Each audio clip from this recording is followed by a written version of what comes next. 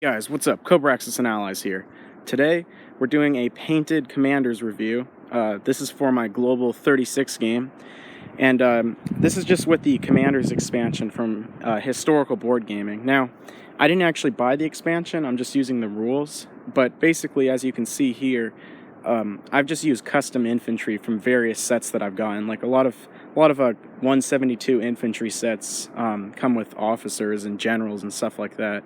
And with the large amount of World War I infantry that I recently bought, I got a bunch of these guys from them. So first up, you can see the British. There's two poses here, one guy pointing, the other guy with a sword. These are from some American, Mexican, American War infantry / officers. And I really like how these guys came out. They look a lot like British kind of field commanders. And yeah, overall, I like these guys a lot. And all my commanders, they've got the same base as infantry, but what I've done is painted up some chrome gold tokens to put underneath them, so it kind of signifies them a little differently than the standard infantry units in game. Next up, we just have a Anzac commander. This is just to differentiate the Anzac commander from the British, because Britain has a opportunity to place a commander in Sydney, Australia. So this is the guy that kind of just represents that, and you can see it's got that iconic kind of Aussie cocked hat, and I like this guy a lot. Next up, we have the KMT commander, just representing it, just a kind of various general from the KMT, and like always, just paint it up with the normal colors. And what I'm thinking about doing for this guy is putting a washer underneath him, because these bases from the set that I got this guy from are really small, so they like to fall over a lot.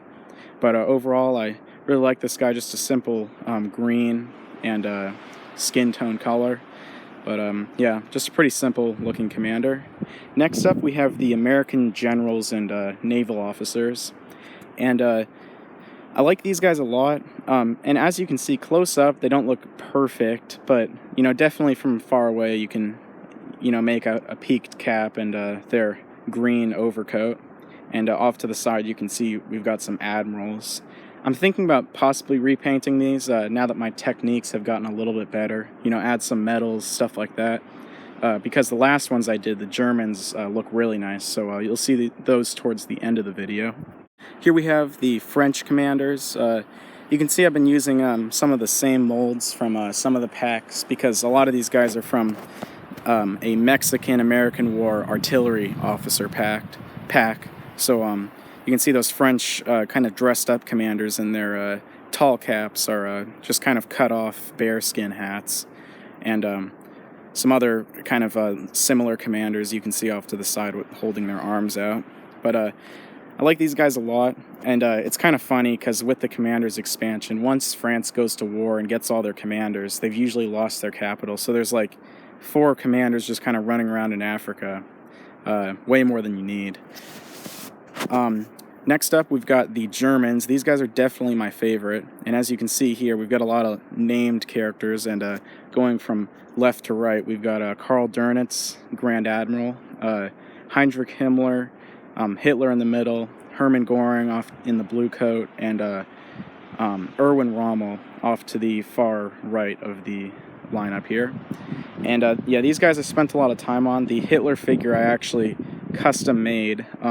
I made a custom base for him, and he was actually a guy in a stretcher from a World War I German set. So I ended up making him into a commander. And a lot of these guys too are all custom guys. So the Hermann Göring, Erwin Rommel, and Heinrich Himmler were all they all had pickle hulbs on because they were from a World War I set. So I ended up cutting off some hats from some peaked officers that I got in a World War II Russian naval pack. So these guys ended up coming out really well, and I really like especially the Erwin Rommel figure. He's got a bunch of medals and stuff, and I hope that when I repaint my commanders, some of them can look a little more like these guys. So next up, we've got the Italians, and these guys I'm pretty proud of too, because you can see the guys in the hats. I custom made those hats just by grinding down some peaked hats and stuff. So I like these guys a lot. We've got some kind of North African dressed ones, and some standard kind of European early war uniforms with that light blue kind of tone color. But I really like these guys. I think out of all the uniforms, I really like the Italians the most in real life, especially those blue uniforms and the hats that they would wear. They looked really nice, and they were known to command in the field a lot of the time. So you can see a lot of these guys, you know, they've got swords, guns, and yeah, I really like these guys.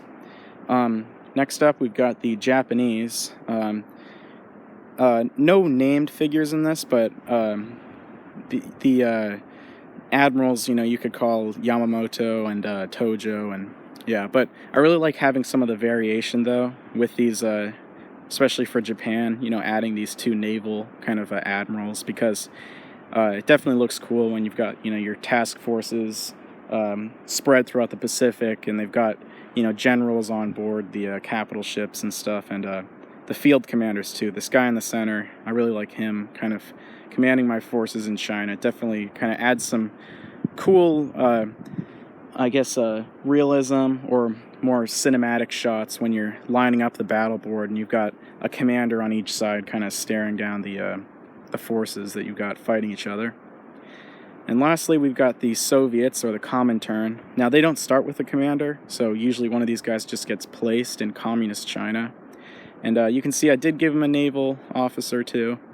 And the guy in the black bearskin hat is supposed to be Zhukov, and I got that head from another set, and I ended up just gluing that onto him. But I really like these guys too. The two guys in garrison hats are from a American World War I infantry box, and they've got some really nice detailing on them. I like the binoculars and everything. So the Soviets are definitely one of my favorites, up there with the German officers and generals.